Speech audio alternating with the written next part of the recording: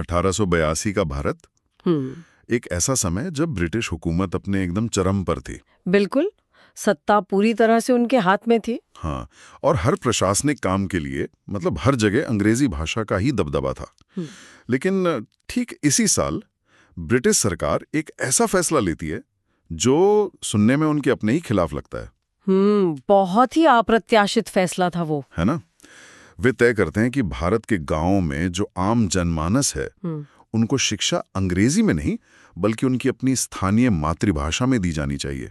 ये सुनकर पहला सवाल यही दिमाग में आता है कि आखिर एक विदेशी ताकत ऐसा करेगी ही क्यों? सही बात है। मतलब क्या ये सच में भारतीयों के भले के लिए उठाया गया एक उदार कदम था या फिर इसके पीछे एक बहुत ही गहरी कोई सोची समझी रणनीतिक चाल थी? देखिए, ये इतिहास के सबसे दिलचस्प मोड़ों में से एक है।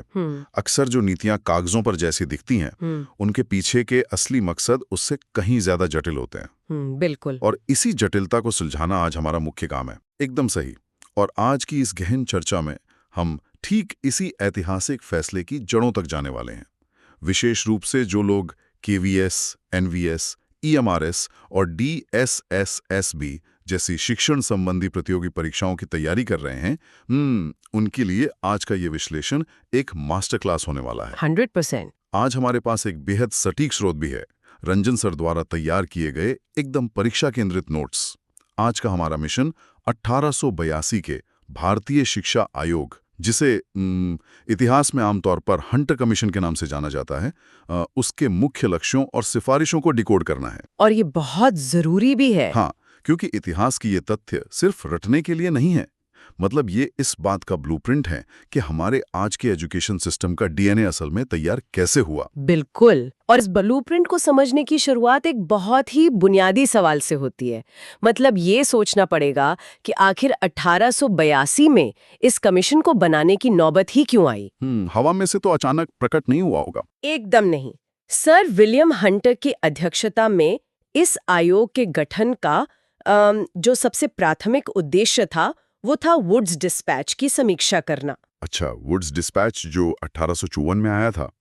अगर मैं इसे थोड़ा सरल शब्दों में देखने की कोशिश करूं तो क्या ये कहना सही होगा कि वुड्स डिस्पैच एक तरह का मास्टर प्लान था? हाँ, बिल्कुल कह सकते हैं। जैसे कोई चीफ आर्किटेक्ट किसी बहुत बड़ी इमारत का ब्लूप्रिंट बनाता है कि कक्षाएं कैसी होंगी, विश्वविद्यालय कहाँ बनेंगे, और फिर लगभग 3 दशक बाद हंटर कमीशन उस ऑडिट टीम की तरह आया जिसे सिर्फ ये चेक करने भेजा गया था कि क्या जमीनी स्तर पर ठेकेदारों ने उस नक्शे के हिसाब से काम किया भी है या नहीं। क्या बात है! ये एनालॉजी स्थिति को बहुत सटीकता से स्पष्ट करती है। वुड्स डिस्पैच ने दशकों पहले भारत में शिक्षा का एक बहुत ही महत्वाकांक्षी खाका खींचा था। इसे अक्सर अंग्रेजी शिक्षा का मैग्ना कार्टा भी कहा जाता है। लेकिन देखिए, कागजों पर नीतियां बनाना एक बात है और उन्हें भारत जैसे विशाल देश में लागू करना बिल्कुल अलग बात। सही बात है। तो 1882 तक आते आते सरकार को ये ऑडिट करना था कि उस डिस्पैच की सिफारिशों का क्या असर हुआ। मतलब क्या शिक्षा सच में आम आदमी तक पहुंची या फिर वो केवल कुछ गिने चुने शहरों और अमीर वर्गों तक ही सिमट कर रह गई। तो उस ऑडिट टीम यानी हंटर कमीशन को अपनी जांच में असल में मिला क्या? जब उन्होंने वुड्स डिस्पैच की प्रोग्रेस रिपोर्ट देखी तो सबसे बड़ी खामी कहाँ नजर आई? सबसे बड़ी खामी तो नींव में ही थी। अच्छा। हाँ, कमीशन ने पाया कि विश्वविद्यालयों और उच्च शिक्षा के क्षेत्र में तो थोड़ी बहुत प्रगति हुई थी, लेकिन प्राथमिक शिक्षा, जो किसी भी समाज की शिक्षा व्यवस्था की असली नींव होती है, उसे पूरी तरह से नजरअंदाज कर दिया गया था। ओह, मतलब बेसिक लेवल पर काम ही नहीं हुआ था? बिल्कुल नहीं। इसीलिए इस समीक्षा के बाद कमीशन ने अपना पूरा ध्यान सबसे बुनियादी स्तर पर केंद्रित किया और यहीं से नीतियों में वे बड़ा बदलाव आता है जिसका जिक्र हमने शुरुआत में किया था। स्रोत सामग्री के जो नोट्स हैं वो भी इस बात पर बहुत जोर देते हैं। हंटर कमीशन का सबसे बड़ा फोकस प्राथमिक शिक्षा यानी प्राइमरी एजुकेशन के विस्तार पर था, लेकिन ये सिर्फ स्कूलों की इमारतें खड़ी करने के बारे में नहीं था। सही कहा। नोट्स में 2 बहुत ही भारी शब्दों का इस्तेमाल किया गया है। पहला, प्राथमिक शिक्षा का जन उन्मुख यानी मास ओरिएंटेड होना, और दूसरा, ग्रामीण शिक्षा पर विशेष जोर देना। और इसी के साथ वो सबसे बड़ा फैसला भी जुड़ा था, शिक्षा का माध्यम। कमीशन ने बहुत साफ तौर पर सिफारिश की कि प्राथमिक शिक्षा का माध्यम मातृभाषा या स्थानीय भाषा होनी चाहिए? वर्नाक्युला। हाँ, अंग्रेजी नहीं बल्कि वो भाषा जो बच्चा अपने घर के आंगन में बोलता है। जरा उस दौर के हिसाब से सोचिए। ये एक बहुत बड़ा पैराडाइम शिफ्ट था। सरकार ये मान रही थी कि शिक्षा केवल कुलीन वर्ग की बपौती नहीं होनी चाहिए, इसे गांवों तक, जनसाधारण तक पहुंचना चाहिए। लेकिन देखिए, मुझे यहाँ थोड़ा संदेह हो रहा है। क्या संदेह है? मतलब देखने में तो ये बहुत ही प्रगतिशील और शानदार कदम लगता है। जाहिर है, अगर गांव के बच्चे को उसकी अपनी भाषा में पढ़ाया जाएगा तो शिक्षा की पहुंच बहुत तेजी से बढ़ेगी। लेकिन अगर हम थोड़ा गहराई में जाकर सोचें तो क्या ये एक अदृश्य अवरोध, एक तरह की ग्लास सीलिंग बनाने की रणनीति नहीं थी? ये एक बहुत ही शार्प ऑब्जर्वेशन है ना? क्योंकि देखिए, उच्च शिक्षा, अदालतें और सरकारी प्रशासन सत्ता के ये सभी केंद्र तो अभी भी पूरी तरह से अंग्रेजी में ही चल रहे थे। तो क्या ग्रामीण स्तर पर केवल स्थानीय भाषा में शिक्षा देने का असली मतलब ये नहीं था कि ब्रिटिश सरकार उन बच्चों को सत्ता के गलियारों और उच्च पदों से हमेशा के लिए दूर रखना चाहती थी? एक ऐसा सिस्टम जहां शासक अंग्रेजी बोलेंगे और शासित स्थानीय भाषा? बिल्कुल। और ऐतिहासिक दस्तावेजों का अगर निष्पक्ष अध्ययन किया जाए तो ये दोनों ही पहलू सामने आते हैं। ये सच है कि स्थानीय भाषा के प्रयोग से शिक्षा का दायरा अभूतपूर्व तरीके से बढ़ा। जो ग्रामीण परिवार अंग्रेजी के खौफ से अपने बच्चों को स्कूल नहीं भेजते थे, वे अब इस व्यवस्था से जुड़ने लगे। इससे साक्षरता दर को एक बहुत जरूरी धक्का मिला। हाँ, वो तो एक फायदा हुआ। लेकिन जो संदेह यहाँ उठाया गया है वो भी अपनी जगह पूरी तरह से वैलिड है। जो छात्र सिर्फ स्थानीय भाषा में अपनी प्राथमिक शिक्षा पूरी करते, उनके लिए अचानक से अंग्रेजी माध्यम के उच्च विद्यालयों या विश्वविद्यालयों में कदम रखना एक बहुत बड़ी और डरावनी छलांग बन जाता था। सही बात है, वो गैप बहुत बड़ा था। इस नीति ने जाने अनजाने में या शायद जानबूझकर समाज को दो स्पष्ट वर्गों में बांट दिया। एक वह वर्ग जो शासन करने और क्लर्क बनने के लिए अंग्रेजी सीख रहा था, और दूसरा वह बहुसंख्यक वर्ग जिसे केवल बुनियादी साक्षरता दी जा रही थी। ये वाकई हैरान करने वाला है कि कैसे एक ही नीति एक साथ सशक्तिकरण और नियंत्रण दोनों का काम कर सकती है। अब जब ये तय हो गया कि शिक्षा स्थानीय भाषा में होगी और गांवों तक पहुंचेगी, तो एक बहुत बड़ा व्यवहारिक संकट खड़ा हो गया। एडमिनिस्ट्रेशन का। हाँ, इतने विशाल देश में हजारों नए प्राइमरी स्कूल खोलने और उन्हें चलाने का काम करेगा कौन? उस समय ना तो इंटरनेट था, ना ही आज जैसी तेज संचार व्यवस्था। दिल्ली या कलकत्ता में बैठा कोई ब्रिटिश अधिकारी दूर दराज के किसी गांव के स्कूल का हिसाब किताब कैसे रख सकता था? ये तो लगभग असंभव था। और यहीं पर हंटर कमीशन में अपनी सबसे दूरदर्शी और प्रभावशाली सिफारिशों में से एक दी, और वो सिफारिश थी सत्ता का विकेंद्रीकरण, यानी डिसेंट्रलाइजेशन और नियंत्रण का हस्तांतरण। अच्छा।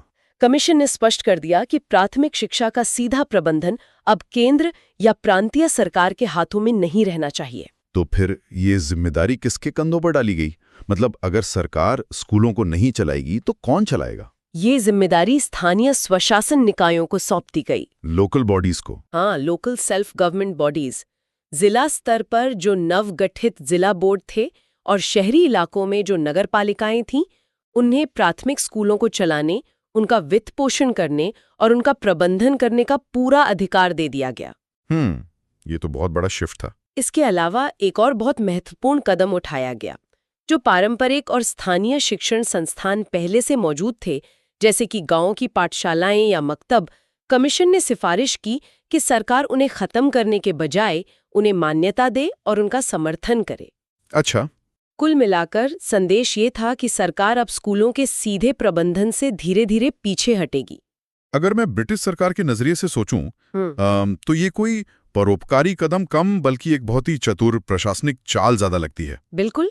मतलब एक तो वे इतने बड़े देश में हर स्कूल को चलाने के भारी प्रशासनिक सिरदर्द से बच गए, और दूसरा सबसे बड़ा फायदा, पैसा। स्कूल चलाने का जो आर्थिक बोझ था वो अब स्थानीय निकायों पर आ गया, जो स्थानीय टैक्स के जरिए पैसा जुटाएंगे। एकदम सही पकड़ा। इस विकेंद्रीकरण को केवल शिक्षा के चश्मे से नहीं देखा जा सकता। ये ब्रिटिश हुकूमत का अपना वित्तीय और प्रशासनिक बोझ कम करने का एक बेहतरीन तरीका था। लेकिन इसका एक सकारात्मक प्रभाव ये भी हुआ कि स्थानीय लोगों को पहली बार अपनी शिक्षा व्यवस्था में थोड़ी भागीदारी महसूस होने लगी। जब जिला बोर्ड स्कूलों के फैसले लेने लगे तो शिक्षा स्थानीय ज़रूरतों की थोड़ी ज़्यादा करीब आ गई। ये समझ में आता है। प्राथमिक स्तर की नींव को मजबूत कर दिया गया और उसकी जिम्मेदारी स्थानीय बोर्डों को सौंप दी गई। लेकिन एक बच्चा हमेशा तो प्राइमरी स्कूल में नहीं रहेगा। बिल्कुल नहीं। जब ये बच्चे बड़े होंगे और प्राथमिक शिक्षा पूरी कर लेंगे, तब क्या? उनके भविष्य को दिशा कैसे दी जाएगी? यहां से हमारे स्रोत का अगला सबसे महत्वपूर्ण हिस्सा शुरू होता है, माध्यमिक शिक्षा यानी सेकेंडरी एजुकेशन का ऑडिट और उसकी रूपरेखा। माध्यमिक शिक्षा वो स्तर है जहां से एक छात्र का असली भविष्य तय होना शुरू होता है। हंटर कमीशन को माध्यमिक स्तर के पाठ्यक्रम, उसकी परीक्षा प्रणाली और उसकी समग्र उपयोगिता की गहरी जांच करने का काम सौंपा गया था। और यहाँ उन्होंने जो सिफारिश की वो आज तक हमारी शिक्षा व्यवस्था का एक बहुत बड़ा हिस्सा बनी हुई है। हाँ, नोट्स में यहाँ एक बहुत ही दिलचस्प टर्म है, दोहरे ट्रैक की शुरुआत। मतलब कमीशन ने माध्यमिक शिक्षा को 2 बिल्कुल अलग-अलग रास्तों में बांटने की बात कही, जिसे उन्होंने डाइवर्सिफिकेशन का नाम दिया। सही कहा। उन्होंने महसूस किया कि हर छात्र को एक ही लाठी से नहीं हाँका जा सकता, इसलिए उन्होंने माध्यमिक शिक्षा के स्तर पर पाठ्यक्रम को 2 धाराओं में विभाजित कर दिया। वो 2 धाराएं क्या थी? पहला ट्रैक था साहित्यिक या एकेडमिक। ये उन छात्रों के लिए था जिनका लक्ष्य आगे चलकर उच्च शिक्षा हासिल करना और विश्वविद्यालयों में प्रवेश लेना था। इसमें साहित्य, दर्शन और विज्ञान जैसे विषयों पर जोर था। अच्छा, और दूसरा? और दूसरा ट्रैक था व्यावसायिक यानी वोकेशनल। ये ट्रैक उन छात्रों के लिए डिजाइन किया गया था जिन्हें पढ़ाई पूरी करने के तुरंत बाद कोई रोजगार हासिल करना था या किसी व्यापार में लगना था।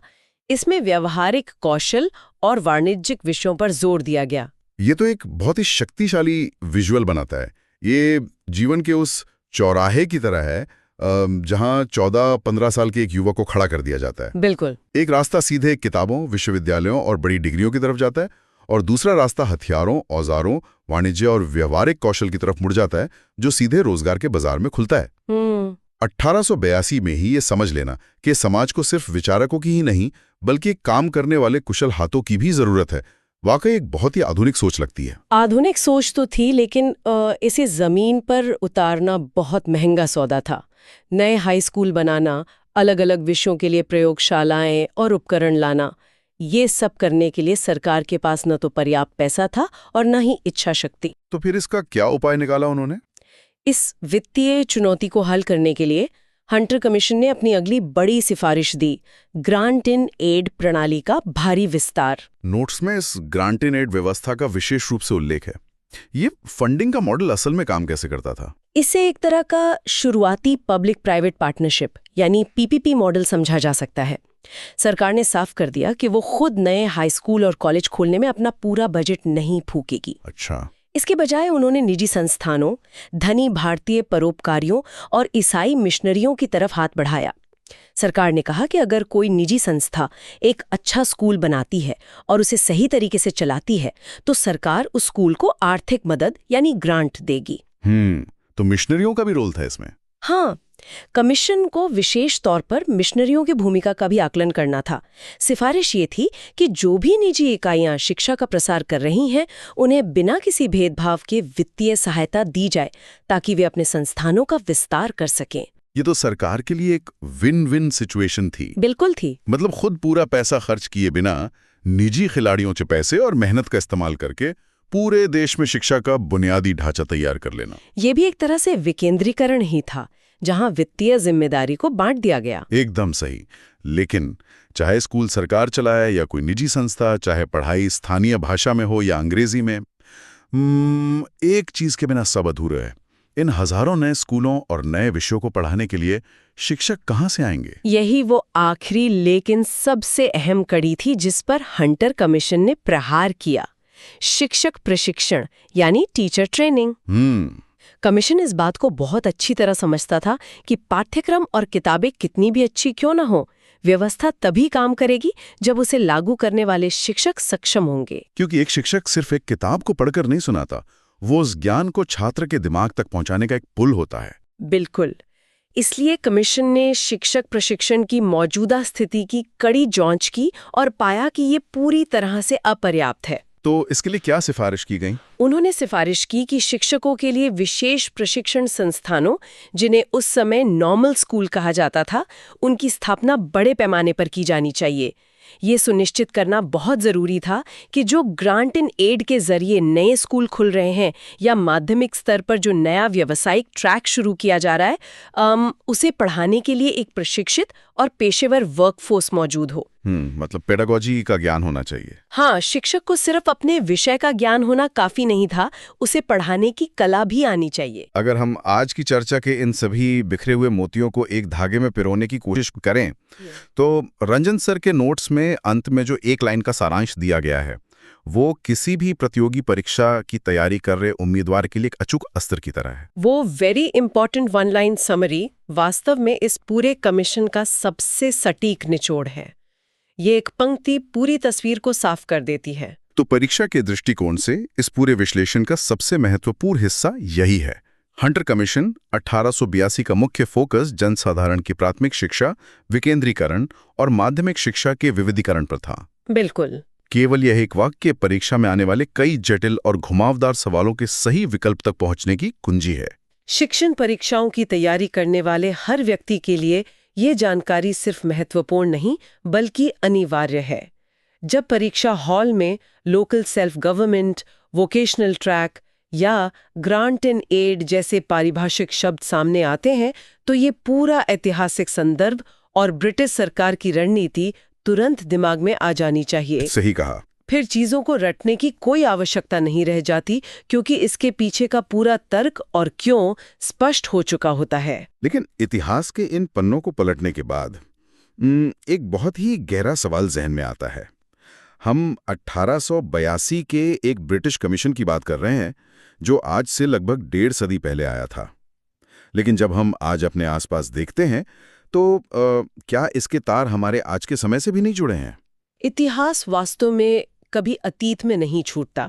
वो हमारे वर्तमान की नींव में कहीं ना कहीं हमेशा सांस लेता रहता है। 1882 में लिए गए फैसलों की गूंज आज भी हमारी कक्षाओं में सुनी जा सकती है। और ठीक यही वो विचार है जिसके साथ आज के इस विश्लेषण का समापन होना चाहिए। हंटर कमीशन ने माध्यमिक शिक्षा को 2 हिस्सों में बांटने की जो नींव रखी थी, एक तरफ केवल किताबी पढ़ाई और उच्च शिक्षा का रास्ता, और दूसरी तरफ नौकरी के लिए कौशल और व्यावसायिक ट्रेनिंग का रास्ता। क्या आज, इतने दशकों की आज़ादी और कई नई शिक्षा नीतियों के बावजूद, हमारी शिक्षा व्यवस्था उसी दोहरे रास्ते की मानसिकता में नहीं फंसी हुई है? ये बहुत ही सोचने वाली बात है। क्या आज भी हम एकेडमिक्स और वोकेशनल ट्रेनिंग को 2 अलग-अलग और अक्सर गैर बराबरी वाले खानों में रखकर नहीं देखते? सोचने वाली बात यह है कि क्या आज का हमारा एजुकेशन सिस्टम 19वीं सदी के इस ब्रिटिश ब्लूप्रिंट से सच में बाहर निकल पाया है? या हम आज भी उसी विदेशी आर्किटेक्ट के बनाए नक्शे पर बस नई इमारतें खड़ी करते जा रहे हैं? यह एक ऐसा विचारोत्तेजक प्रश्न है जिस पर शिक्षा से जुड़े हर नीति निर्माता और हर शिक्षक को बहुत गहराई से आत्ममंथन करना चाहिए। इसी गंभीर विचार के साथ हम आज के इस गहरे विश्लेषण को यहीं विराम देते हैं। इस चर्चा ने 1882 के उस ऐतिहासिक दस्तावेज को महज कुछ तारीखों से निकालकर एक जीवंत व्यवस्था के रूप में हमारे सामने रख दिया है। ज्ञान की इस यात्रा में हमारे साथ बने रहने के लिए बहुत बहुत धन्यवाद। आगे भी इसी तरह पढ़ते रहें, चीजों के पीछे का कारण खोजते रहें और सबसे जरूरी, सवालों की गहराई में उतरते रहें।